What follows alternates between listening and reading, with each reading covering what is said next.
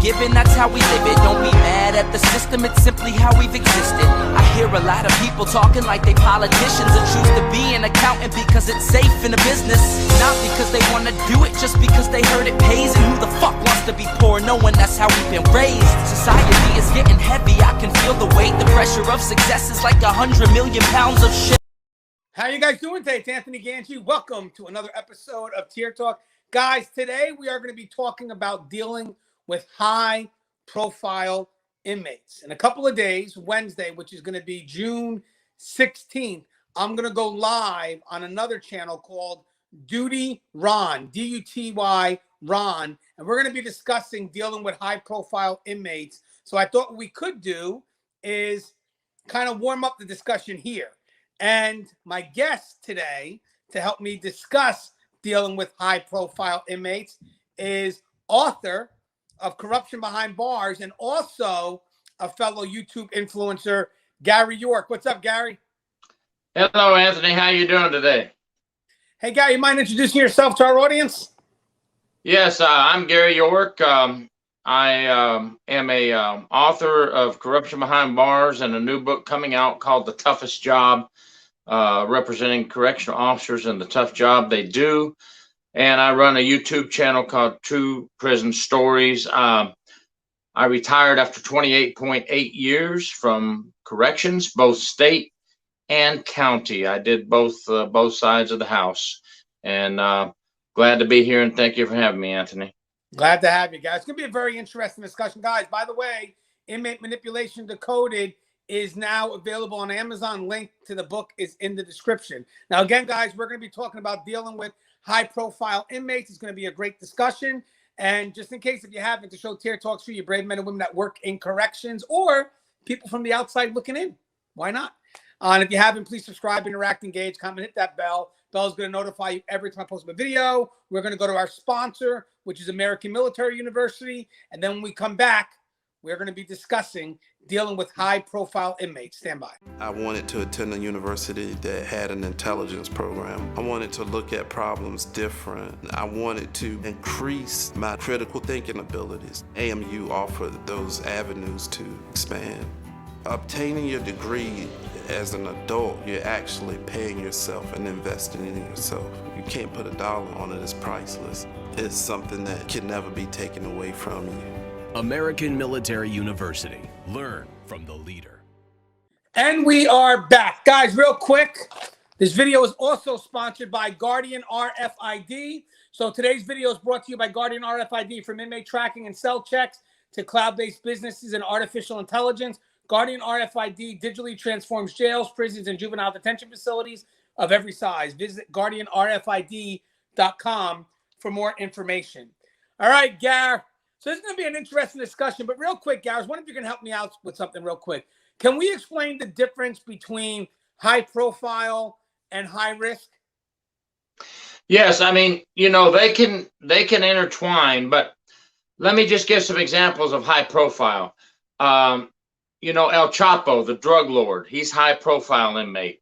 Terrorists, we have a lot of Al-Qaeda terrorists in our federal prison system in the U.S. that are very high profile, that were involved in a lot of bombings and things. Jeffrey Epstein was a high profile inmate, just to give you some examples of high profile inmates. And they can also be high risk, but then you have high risk, which we deal with on a daily basis with all of the inmate population. There could be an escape risk, a suicide risk, mental health issues. We also have inmates that are very violent, and we have codes for them in jails and prisons. So, you can have a high profile inmate that it has some of these risks, but there is a difference between high risk inmate and high profile inmate. Now, I would definitely say that El Chapo would be high risk and high profile. He likes to escape. Yes. Yes. But just to compliment what Gary's saying, like for the high risk, it's more of how we deal with them inside the facility as well. So if there's escape risk, are we, have enough manpower there to make sure that we mitigate those risks? But there's other alerts too, like mental health concern, a medical concern. I mean, it really does depend specifically on what that risk is related to. And most likely, when people are dealing with that inmate, there should be an alert on their paperwork or something, even if it's on the cell door, something that makes us mindful that this person is a high risk. You could have someone that just likes to attack staff. They could be a high risk. Someone that likes to just spit at staff, they could be a high risk. And again, measures will be taken into place to deal with that high risk. Like, for an example, an inmate that likes to spit on staff or throw bodily fluid, there may be a step to the rear order on that individual. Either way, when someone is labeled a high risk, there are going to be measures taking place when dealing with that inmate to mitigate whatever that risk is. I mean, would you agree with that, Gary? Yes, and I would like to say any inmate can be dangerous at any given moment, but now you add the high profile to an inmate, so you will treat them the same as you do all inmates. I want to get that straight. I know that sounds strange. You'll treat all inmates the same, except your high risk or your high profile inmates. You want to know their special conditions. You want to know their internal and external threats. You want to know everything about them, because you need to know what they're labeled high profile for. You want to know what they're labeled high risk for, so that you know how to properly use your policies and procedures, and you know when and where you need extra staff and how to operate with these inmates. Now we're going to shift the focus over to high profile. So basically, when we're talking about high profile, I guess they can kind of hit two categories. Someone that could be celebrity status could be considered high profile. Now, what I mean by celebrity status is someone that's very well known. Doesn't mean they have to be in the music biz or Hollywood. It's just someone that's very well known. And I don't know if celebrity is actually the right term for it, but basically they're high profile because they're very well known. Now, you could have people that have put themselves in the spotlight because maybe they are famous through Hollywood or through music, whatever the case may be. Or you could have some people that have become famous because of their crime, because the case themselves has become high profile. And usually when that happens, again, it's a partnership between that person and the media, just not a working partnership. Like maybe for those that become celebrities that cross into Hollywood and the music world, and there's a good working partnership between them and the media. This technically is not that good working partnership, but the media obviously elevates that case to a certain level where now the case has become high profile, and now the individual themselves, because of their case, who would have been probably a normal inmate, has now been picked up by national media, and now you have a high profile inmate based on the case. Would you agree with that, Gary? Anything you want to add to that? Yes, and a great example, in my opinion, is Charles Manson. Charles Manson was very manipulative and high profile because of those things you just mentioned, Anthony. And here's one thing that you need to know with these high profile inmates: do not ever play into their high profile. See, they love to be built up. So you as an officer or anyone that works in the prison system, a psychologist or anyone working with these high profile inmates, don't compliment them on anything. Don't play into their high profile. That's exactly what they want. They want to be looked upon as the kings. Even some of our serial killers and serial rapists who have become famous because of the media, anything you say that praises them in any little way, they love that. They build on that, and then they use that to kind of help manipulate you. Yeah, and guys, by the way, just to kind of also feed what Gary's saying, since they're very connected to the outside world, for most of us, that could be maybe a little bit intimidating because we know that our actions are under scrutiny. But again, if they're wrong, they're wrong. Don't be, inmates sometimes like to use the fear tactic that, I'm going to call my lawyer or whatever it is, because they believe that by saying that, it's going to stop you from doing what needs to be done. It's going to stop you from being effective at your job. High profile cases, they may do that. They may try to say, well, you know what, being that I have this connection, they may try to get some specialized treatment or some favor because of that connection. Guys, an inmate's an inmate. Regardless, yes, they may be treated a little bit differently based on that that case, or based on, how we have to protect them. And we'll get to that. But technically, guys, an inmate is an inmate. If you do your job and you're effective at doing it, don't let them try to do a scare tactic by using that connection they have to the outside world to stop you from doing what needs to be done. In your mind, high profile or not, you're an inmate, and I'm still going to do my job. You're still going to get searched. You're still only going to be given what's supposed to be given to you based on what I have to do within my prescribed role. But there's not going to be no specialized treatment, nor am I going to change the methods that I got to do to keep this facility safe and secure, because maybe you may find it inconvenient. Gary, do you think that sometimes they do use that profile to try to see if they can make staff a little bit hesitant in doing what is expected of them? Yes, they do try to use that. They try to, actually, some of them become very cocky and very overconfident in themselves. And whether it's a show or not, they try to intimidate you. Many of them will try to intimidate you as an officer, especially a young officer, one that they might see as timid. Listen, stay on high alert with these folks at all times, like you should anyway with any inmate, but do not let them intimidate you in any way. Show them who's in charge, and you do what you're supposed to do. Once they find out they can't get through to you to get what they want, they'll actually move on and try to work with somebody else. And they may even go from the uniform to the civilian because they may be easier to manipulate. I don't mean that in a bad way, but in their mind, they may think a non-uniform would be much easier to manipulate if they can't get through to you. Right. Now, guys, by the way, so you have the jail setting and the prison setting. For those from the outside looking in, the jail is going to be their first step into the system. And then obviously once they're sentenced, they go to the prison system, but they have to be sentenced to a year or more. So right off the bat, because the person is high profile, now whether that's based on their case or whether it's because they're a celebrity, not much is probably going to change related to their treatment, because again, we want to make sure that we keep them isolated from other inmates. The reason why, and I'm using the word isolated, but technically I mean separate or segregation. And the reason why is because there's a lot of people that are inside that facility that may want to take that person out or do harm or oppress them, maybe because they know they have means, and maybe, well, when this person comes in the system, I'm gonna go ahead and manipulate them into getting me things that I need. But the key here, guys, is that because they're high status and they have that connection to the public, the inmates, certain inmates may try to connect with them to have that connection to the public. And again, that could be done by many means. But the biggest concern we have, especially if you have a high profile inmate who is in there for maybe a crime that is not so favorable, like a crime against children, which isn't so favorable in the prison or jail settings. Well, you may have a rogue inmate who feels that, you know what, I'm going to take this person out and be considered a hero. What a great way for redemption for me. So what they'll do is they'll connect to that. So now you have this person who's already a celebrity coming in because of their case.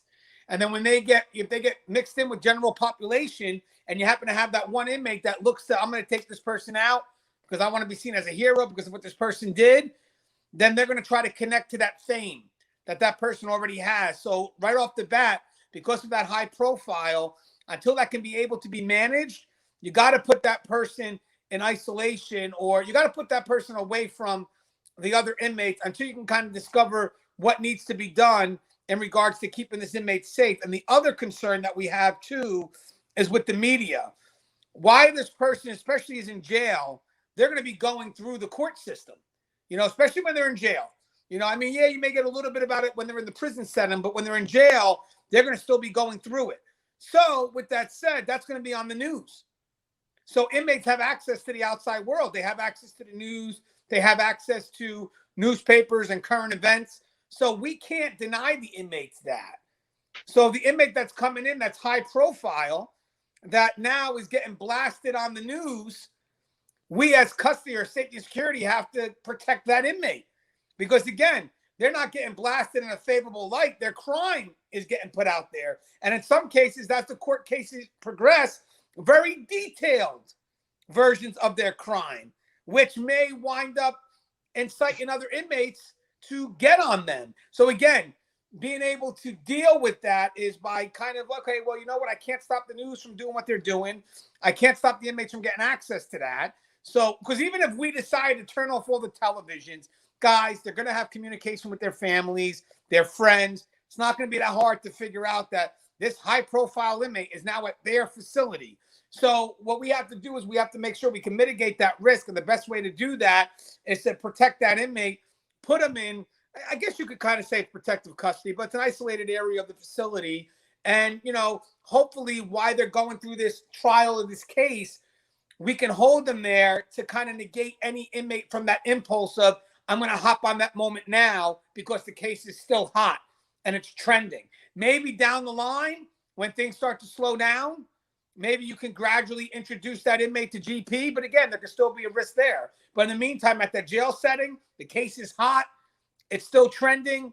It'd be kind of foolish why everything's going on in the news and all that other stuff to keep that inmate in GP, especially if you have a high-profile crime like something against children.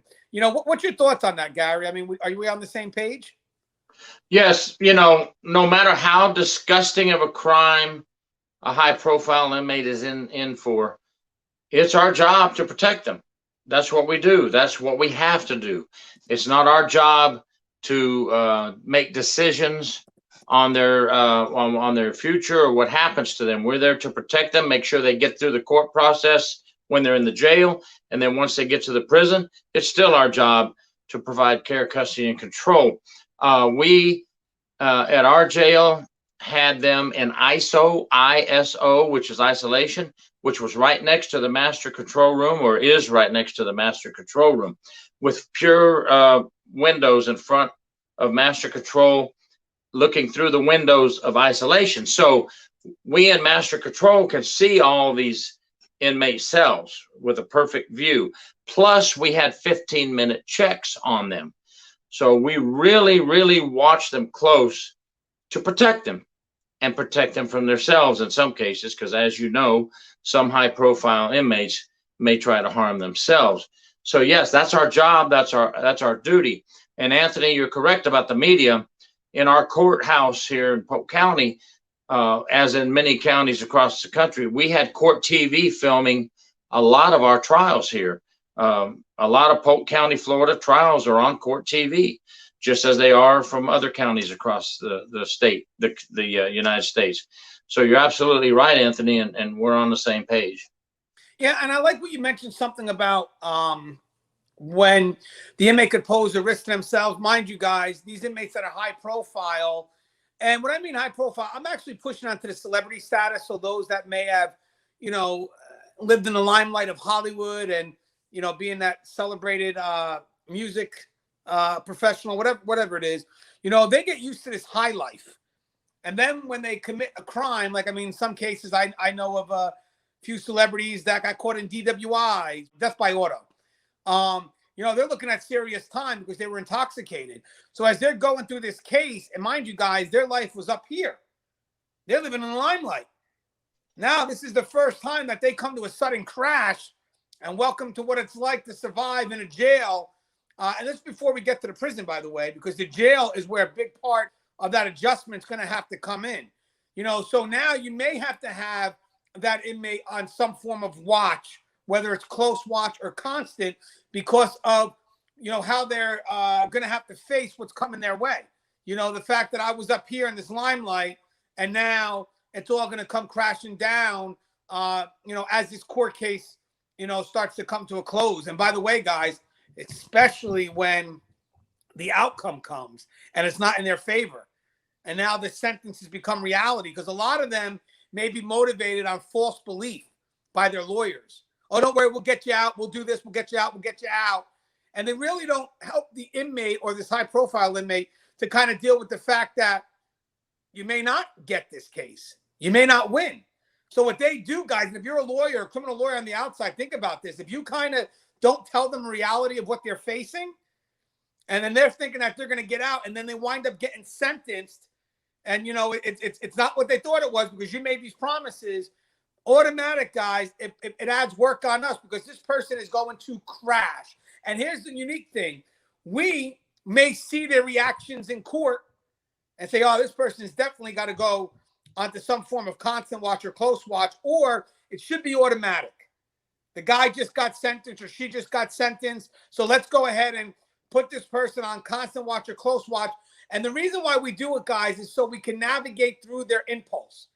Because most likely there's an adjustment for them. So what we'll try to do is the moment they get the outcome of that case, we assume this is when they're most vulnerable. So let's go ahead and put them on a constant watch. Let's go ahead, put them on a close watch, and let's monitor them so we can go ahead and navigate through what could be an impulsive decision at this moment by them, which they may later regret. So it's very important, like Gary mentioned, that during this adjustment, when they're going through the jail, when they're about ready to get sentenced, or even a little bit after they get sentenced, that our eyes are on them at all times. So isolation isn't just about us protecting them from others, but I would also say, as Gary said, right, protecting them from themselves, correct? Right. And another way we protected them from themselves is if they were sentenced to 25 to life, it was mandatory that the court bailiffs write an incident report that went back to the jail, and one copy stayed at the courthouse security, one went to the jail, and one went to classification. And we watched these inmates once they got to the jail. We made sure we had surveillance on them because they just got sentenced to 25 years to life, and we want to make sure they don't try to take their own life.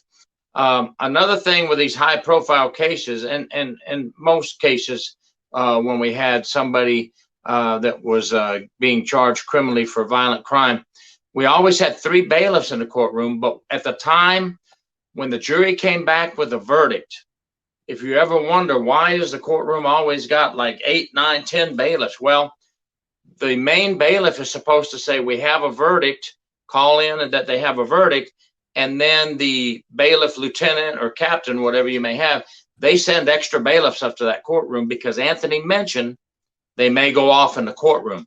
So at the time of the verdict, you always have as many bailiffs as you can afford to put in there. Yeah, that's actually, guys, but again, that's just dealing with the direct outcome. Now, also, again, some of this stuff may mirror both in jails and prisons, but we'll be more specific with the prison in a moment. But there may be some things that we may repeat when we cross into the prison side. But also, you want to be very careful of staff that deal with that inmate as well. Again, a high-profile case could be a dirty cop that just made high profile. A heavy drug dealer, a cop killer could be high profile. Chauvin was a high profile, because obviously his case went viral with Floyd. So again, you have to make sure that the staff that you have that are watching over that inmate can be objective, can do their job regardless of the outside pressure. Because yes, guys, there is going to be outside pressure. And I think Gary said it. Gary said it first. Our job is to protect that inmate. So it starts from administration on down. So administration is going to be responsible for making sure that they got the right people to deal with that individual. So again, you want to have people that are professional. That's what makes it tough to be in corrections, prison, and jails, because you're going to get these cases and they are going to create a bias sometimes, but you can't let that bias affect how you do your job. I mean, if you have a case where, again, something against children that's high profile, that the person's coming in, everybody knows what they've done, you still have to treat that person with respect and dignity and give them what they need and, what's expected of you to carry out your role. And sometimes that's tough because a lot of us, we're parents too. I've seen situations where you're in the court, and when the person finally gets sentenced and they're found guilty, let's say it was a child that was hurt or killed, and the father decides to take that person out. We're going to jump on the father as much as we would probably do the same thing if we were the father. But that our responsibility is to protect that inmate. Now, don't get me wrong. I'm probably going to do what I got to do to protect that inmate. But, if the father's found not guilty for what he's done, I'm good with that, 100%, because that could be me.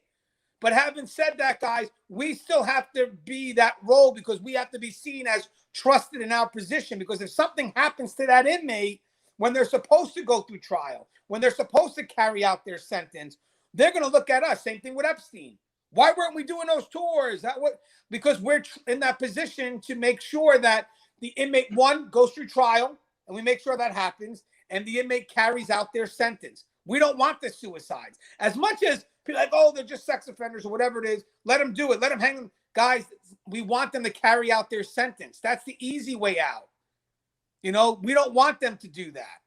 We want to watch and make sure that our job, we do what we can so they can carry out that sentence. So again, when it comes to high profile, that drop from where I was to where I'm at now may cause them to do something foolish. And our job now has to step up and make sure that they don't. And I'm sure Gary can comment on this.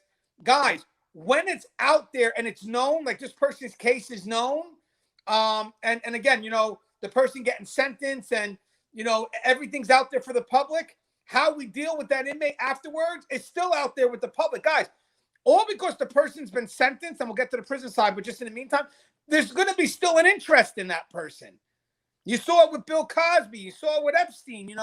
The moment they can connect some type of news to this, the news will be all over exploiting whatever that story is, because, again, it's a story that has public interest.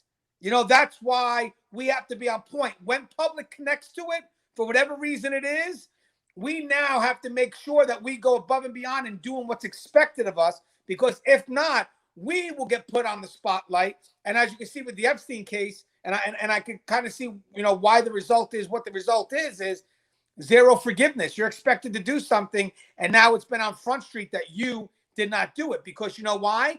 The amount of attention that case got and the pressure that the public pushed for wanting the truth. That's the key. It's the public pressure for wanting the truth. And then once they get the truth, what are we going to do about it? Because it doesn't just stop by them knowing the truth. They want to know what's your actions afterwards. What's the agency going to do? What's going to happen to these officers who didn't do what was expected of them? So having that high profile case, guys, just as much as the inmate is, so are you. If you're dealing directly with that inmate, you're going to put yourself in the spotlight as well. What's your thoughts on that, Gary? Well, these high profile inmates, many of them are in the highlight, in the media, in the news, from the day they leave the jail and go into the prison system until the day they die. 50 years later, the media is still talking about Charles Manson up to the day he dies or whatever, for example. So you're absolutely right. These high profile will go on with us in the prison system forever. And that's why you can't let your guard down. Yes, this guy's been in prison 20 years, but today might be the day that something crazy happens, or this might be the day 20 years later that another inmate tries to kill this high profile inmate, or someone tries to take him out during a transport or something, when they go back to court for something from prison to jail. So you have to be on high alert, and we have to, it's a manpower issue forever with these high profile inmates as well. You have to have a higher officer to inmate ratio with these high profile inmates. They take up a lot of money from our taxpayers. They take up a lot of manpower from our jails and our prisons. They are just a constant pain in the butt from the time we receive them till the time they're gone from this earth. Yeah, and I want to add something else too. Dealing with a high-profile inmate, if it is really a big case within that county or whatever it is, the jail may make a request for the inmate to go to another county, another location, even another state. Again, it's more of to try to be your best to be objective and to kind of eliminate any bias that could affect the inmate's well-being, but also sometimes even when it's a high-profile case, you have to find people that don't know nothing about it. So the inmate, when they're going through trial, everything that's seen is being done fairly. But for the most part, when it comes to protecting the individual, especially if you work like in a small county jail where a lot of people know each other, it may not be a good idea to house that inmate in the same county where people may know the victim. So the best way to protect that inmate is maybe to ship them out to alleviate the conflict or what could be a conflict. So even if you have staff that's highly professional, if something happens to that inmate, someone's going to always be quick to point to staff and say, well, why was he housed in this county anyway? It seems like it's a setup. He should have been housed. So alleviate all, conflicts or perception of what could be a conflict by, if need be, sending the inmate out to a different county jail. Would you agree with that, Gary? I'm sure that's happened a few times, right? Oh, absolutely. We had a cop killer from another county in our jail. He had killed a state trooper, and he was transferred out of the county this occurred and put over into our county here in Polk County, Florida. And that happens quite frequently, where they're transferred from one county to another for just the reason you had mentioned. Gary's 100% correct, guys. So again, we have to alleviate whatever could be seen as being biased. That's the key. Hey, Gary, let's talk about the prison side. I mean, I think we covered a good portion of the jail. Not that much is going to be different, but I think for the jail, you start to wind things down because now the inmate is getting ready for living situations. Now we're talking about a little bit more of long-term housing, unless the case tends to be long-term. But when it gets to the prison setting, the inmate's been sentenced already. So now we have to start the road to rehabilitation, if you will, or whatever it is. But now the housing is more long-term. So the first thing I would definitely recommend is that there's definitely some communication between the jail and the prison. I mean, Gary, would that be the first thing you would recommend first when the inmate's getting ready to be their sentence and they're getting ready to be transferred, especially between the mental health side of it all, besides safety and security, also mental health? I mean, if this inmate has any concerns, mental, medical, whatever it is, are we communicating that to the prison before the prison assumes custody of the high-profile inmate? So how important is that communication at the beginning? Well, it's super important. So what we need is the jail to do a great job with all documentation, court records, and so forth. Also, pre-sentence and post-sentence investigations need to be forwarded to the prison and well communicated with everything we know. We need to make sure we communicate with security from at the jail to the prison system. We need classification from the jail to communicate well with classification at the prison system. It's all very important. And as you said, mental health as well, because once this person arrives at the prison, they need to be classified correctly and placed in the correct prison for their needs and for their security. Yeah, and I would like to think at this point we are making the effort to get that inmate into some type of general population, unless it's just so high profile that this case is never going to wind its way down. So at that point then they can go from like isolated or PC directly to a prison PC. Again, just because the inmate is just so high profile. But most likely, I could see that happening more on the case being high profile, which connects the inmate to the case, as opposed to just a celebrity. Even though there may be some celebrities that maybe it is in our better interest just to keep them, out of GP, because maybe they could have a giant influence that's negative on the population, because you can get that too. You can have a lot of inmates that come in with status, but they ain't looking to do anything positive.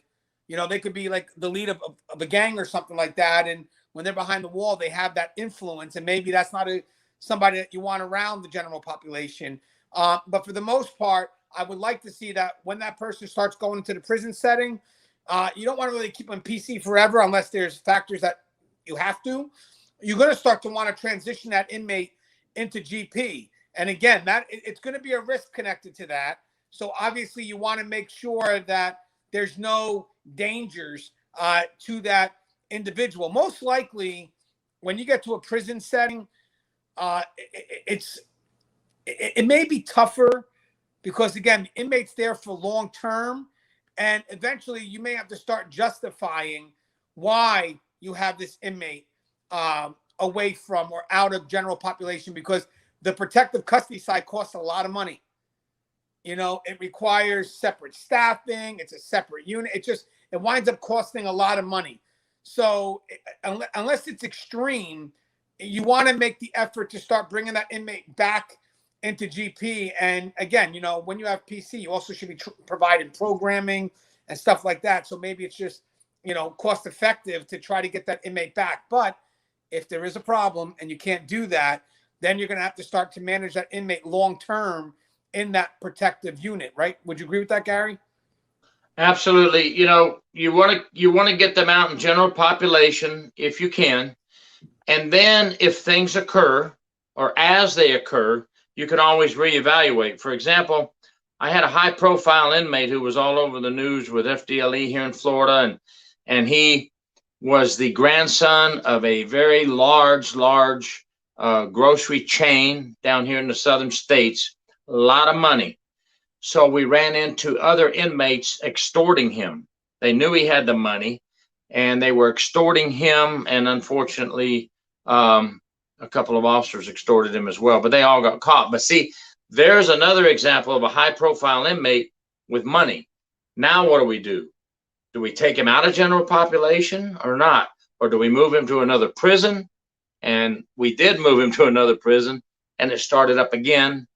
And then we moved him to a third prison, and it started up again, Anthony. This is a documented investigation. So now what? You got this high profile inmate, you may have to put him somewhere else to keep him away from everybody. Yeah, and I think the key, as I said, from all staff, whether jail or prison, is to make sure, obviously, our effort to protect the inmate is done in a manner that's objective and fair. But again, I think most of the practices and procedures you're going to find in the jail, you're going to find in the prison as well, because of the goal is to protect that inmate. So if need be, the isolation, if need be. I just think for the prison, you may make an effort to try to introduce that inmate into GP. I think that's the only really main difference, if you can. If it's extreme, then obviously the inmate has to remain where they're at. So I think, to me, that's the only main part or main difference, because I really don't see much. I don't really see much of a difference between the handling of a high-profile inmate in a jail as opposed to a prison, when it comes to just making sure you have the right people doing the job, that they can be professional, that they're doing their job. But at the end of the day, from our standards, an inmate's just an inmate. Situations may elevate that inmate up, but our effort to protect that inmate would be no different than an effort to protect any other inmate. It's just that in this case here, this inmate is more likely at risk, for whatever the reason may be, because of the profile of their case. So, our concern would be definitely to protect that inmate from themselves or from others. I would also like to think, when the person does get sentenced, and most likely they transfer to a jail probably soon after they get sentenced, I would probably, if need be, and mental health probably would agree, I don't know, to continue with the mental health, the constant watch or the close watch, just to kind of monitor things and their adjustment to a prison.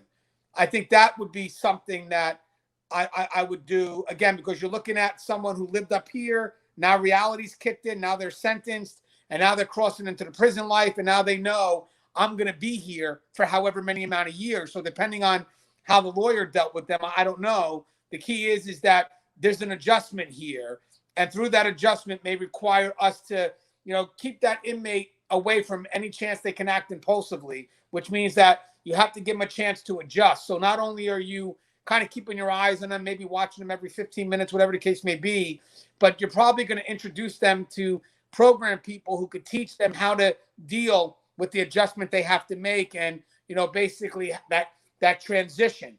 Once you get past that part and it's successful, and you have reason to believe that it's successful, now you could start trying to figure out how to maneuver this inmate to where's the best setting for their safety and well-being. But I think, to me, the biggest threat at first is going to be what they can do to themselves. That's always going to be a concern. So to keep them directly under observation is key. And then obviously secondary would be the threat that others can cause them. But, that transition, to me, would be something that you want to kind of generally, slowly lead into. Hey, what's your thoughts on that, Gary, before we come to a close? Well, that's our job, and that's what we do, and that's what we have to do. And if we try not to do that, then we're not doing what we were hired to do. Again, I'll say, as disgusting as some of these cases are, we still have to walk in there and treat all inmates the same and provide care, custody, and control.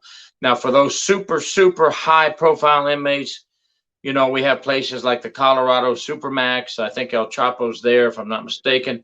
What did we have in the old days? We had Alcatraz, where they sent super high profile. They're always going to be around. They're always going to be a problem, and they're always going to cost us money and more manpower. Just do your job, stay safe, stay on high alert, and know what you got. Yeah, guys, I will tell you my thoughts in closing, too, is that, you know, this is going to be a responsibility that's going to go from the agency on down. So I'm going to tell you something. If there's any failure at any level, all fingers are going to point back to that individual, because everybody's going to be looking to pass the buck. But ultimately, the agency, whether it's the officer, whether it's agency, is always going to be held responsible at the highest level. But I will guarantee you they're going to try to push on the individuals. So remember, not that, you know, we change based on the inmates we deal with. We're always effective. We're always doing our job. But when dealing with those high-profile inmates, you know, you're going to be connected to a lot of attention. Don't let the attention discourage you from doing your job, but also do your job. You know, that's the key. Now, as always, guys, the show is Tier Talk. If you haven't, please subscribe, interact, engage, comment, hit that bell. That bell's going to notify you every time I post a video.